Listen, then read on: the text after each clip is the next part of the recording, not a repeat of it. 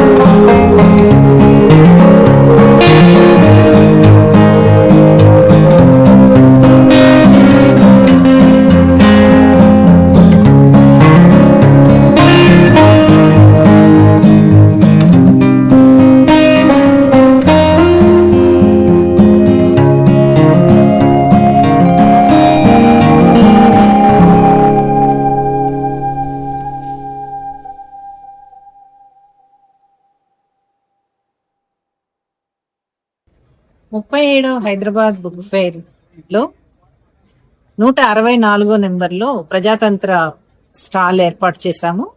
దీంట్లో లిఖితా ప్రెస్, ప్రేమలేఖ ప్రచురణలు కూడా కలిపి పెట్టాము. అట్లానే ఇతర మిత్రులు కూడా దీంట్లో ఉన్నారు. ఇక్కడ ఉన్నటువంటి సాహిత్యం తెలంగాణ సంబంధించినటువంటి చారిత్రకమైనటువంటి సాహిత్యపరమైన అంశాలు, అట్లానే దళిత స్త్రీవాద అస్తిత్వ ఉద్యమాలకు సంబంధించి మహిళా రచయిత్రుల రచనలు, కవిత్వము, ఈ అనేక అంటే సామాజిక పరమైనటువంటి అంశాలలో ఆలోచన స్ఫూర్తిదాయకమైనటువంటి రచనల్ని ఈ స్టాల్లో ఏర్పాటు చేశాము. స్పందన బాగుంది. ఇంకా ఏర్పాట్లు అవన్నీ కూడా బాగున్నాయి. ఇంకా పెంచాల్సినటువంటి అవసరం ఉంది. నిర్వాహకుల సపోర్ట్ కూడా బాగానే అనిపించింది. ఈసారి ప్రజాతంత్ర గత 5-6 సంవత్సరాల నుంచి బుక్ ఫెయిర్ లో పార్టిసిపేట్ చేస్తోంది. ఈసారి వచ్చే సంవత్సరం జరిగేటటువంటి బుక్ ఫెయిర్ లో కూడా ప్రజాతంత్ర వైపు నుంచి మరిన్ని ప్రచురణలతో దీంట్లో పార్టిసిపేట్ చేయాలని చెప్పి అనుకుంటున్నాను. పుస్తకం చదవటం అనేది చాలా అవసరం. అంటే పుస్తకం చదవటం ద్వారా ఏంటంటే విజువలైజేషన్ పెరుగుతుంది. పుస్తకం చదివినప్పుడు ఆ చదివిన పుస్తకాన్ని మనం ఊహించుకుంటాం. అయితే ఎప్పుడైతే వీడియోలు చూడటానికి మనుషులు అలవాటు పడతారో వీళ్ళ విజువలైజేషన్ శక్తి నశించిపోతుంది. అంటే ప్రతి మనుషుల్లోనూ ఆ దృశ్యం ఎలా ఉంటుంది అని ఊహించుకునేటువంటి కల్పనా శక్తిని దృశ్యం చంపేస్తుంది. అందుకని దృశ్య మాధ్యమం మానేసి తిరిగి మళ్ళీ బుక్ రీడింగ్లోకి కనుక ప్రపంచం వస్తే ఊహాశక్తి పెరుగుతుంది. పుస్తకం చదవటం వలన బిట్వీన్ ది లైన్స్ చాలా విషయం ఉంటుంది. అది మీకు అవగతం అవుతుంది. తద్వారా కొత్త ఆలోచనలు పుడతాయి. ఆ కొత్త ఆలోచనలు కొత్త పుస్తకాలకు దారితీస్తాయి. పుస్తకం చర్చనీయాంశం అవుతుంది. రాయటం అనేది ఖచ్చితంగా ఒక మానసిక వ్యాపారం. అది జరిగినప్పుడు మాత్రమే మెదడు ఫంక్షన్లో ఉంటుంది.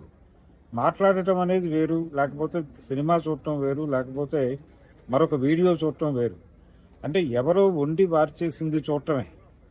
మీరు వండాలి, మీరు తయారు చేయాలి, మీరు డిజైన్ చేయాలి అంటే ఖచ్చితంగా పుస్తకం చదవాలి.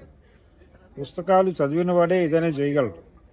కాబట్టి బుక్ రీడింగ్ హ్యాబిట్ పెంచుకోవాల్సిన అవసరం ఉంది. పిల్లలకు కూడా అలవాటు చేయాల్సినటువంటి అవసరం ఉంది.